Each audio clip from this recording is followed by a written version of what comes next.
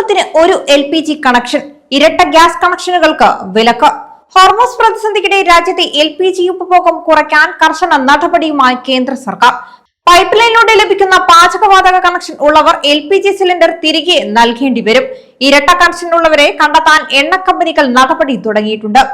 ഗാർഹിക LPG connection ദുരുപയോഗം ചെയ്യുന്നത് തടയാൻ കൂടിയാണ് നീക്കം. പുതിയ LPG ചട്ടങ്ങൾ പ്രകാരം ഒരേ വിലാസത്തിൽ LPG, PNG കണക്ഷനുകൾ സ്വന്തമാക്കുന്നത് നിയമവിരുദ്ധമായി കണക്കാക്കും.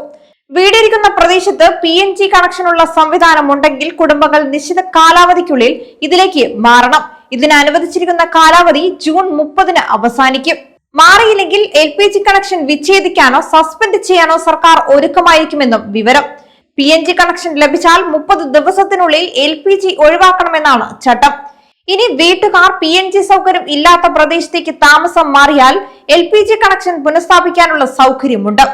LPG സിലിണ്ടറുകൾ സറണ്ടർ ചെയ്യുമ്പോൾ തന്നെ അതിനുള്ള വൗച്ചറും ലഭിക്കും. PNG കണക്ഷൻ ഉള്ള കുടുംബങ്ങൾക്ക് ഈ മാസം മുതൽ LPG സിലിണ്ടറുകൾ നിറച്ചു നൽകേണ്ടതില്ലെന്നും അവരുടെ ബുക്കിംഗ് സ്വീകരിക്കേണ്ടെന്നുമാണ് എണ്ണ കമ്പനികൾക്ക് സർക്കാർ നിർദ്ദേശം നൽകിയത്. PNG കണക്ഷൻ ഉള്ളവരുടെ ഡിജിറ്റൽ രേഖകൾ ഇതിനായി ഉപയോഗിക്കുമെന്നും റിപ്പോർട്ടുകൾ പറയുന്നു. ഇതോടൊപ്പം തന്നെ പാചകവാതക വില വർദ്ധിക്കുമെന്ന ആശങ്കയും ശക്തമാണ്.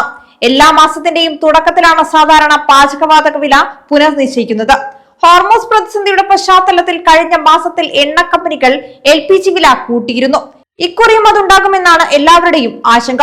ഗാർഹിക ഉപഭോക്താക്കളെ ഒഴിവാക്കി വാണിജ്യ സിലിണ്ടറുകൾക്ക് മാത്രം വില കൂട്ടാനുള്ള സാധ്യതയുമുണ്ട്. അങ്ങനെയെങ്കിൽ രാജ്യത്തെ ഹോട്ടലടക്കമുള്ള വ്യവസായ മേഖല കൂടുതൽ പ്രതിസന്ധിയിലാകും.